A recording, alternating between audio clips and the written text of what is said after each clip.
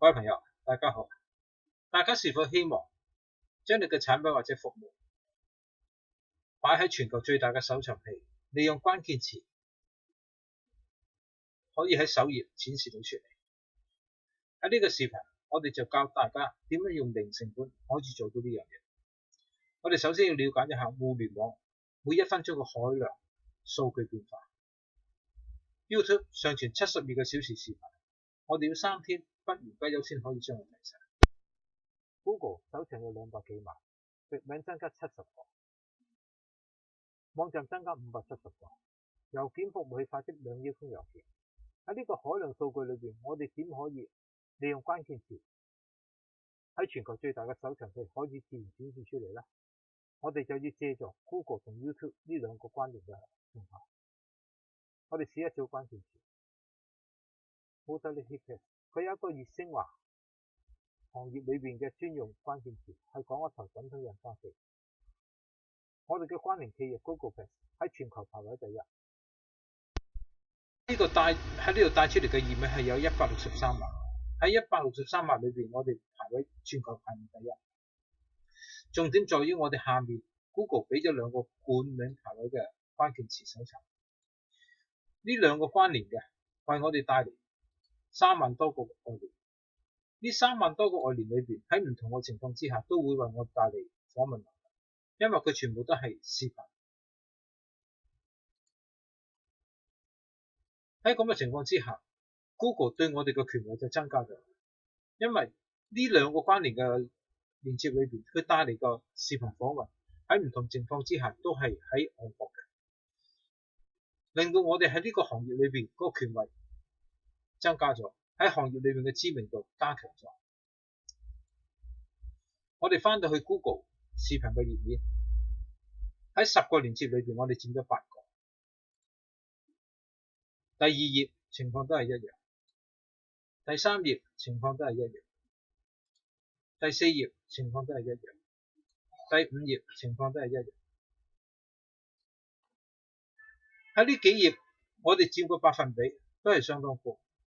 喺咁嘅情況之下，喺呢個行業裏邊嘅朋友，佢要揾呢一台生產設備，基本上都係睇緊我哋提供嘅視頻，從而令到我哋喺行業裏邊嗰個知名度、嗰個權力增加咗唔少。今時今日，冇一個媒體可以代替到視頻。傳統嘅文字加圖片，確確實實唔可以滿足我哋當今嘅消費者嗰個選擇，所以我哋就選用視頻去做我哋嘅產品推廣。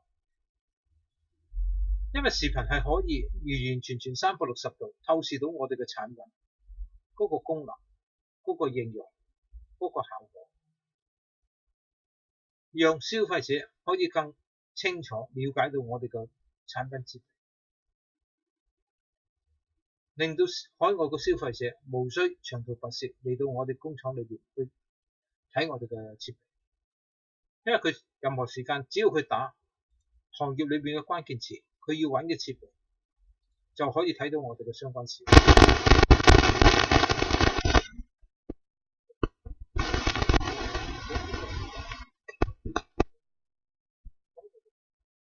客商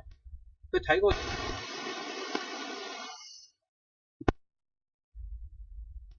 喺呢度，我哋為大家推薦一個平台，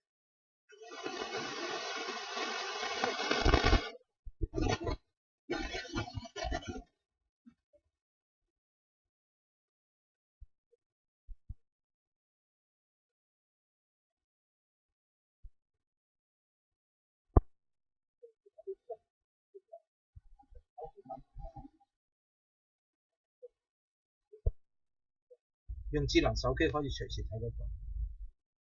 如果大家工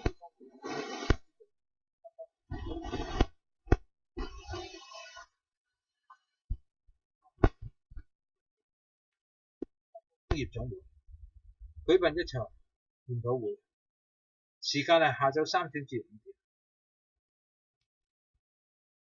中小企如何面向全球市場，由零成本做全球視頻推廣重新出發。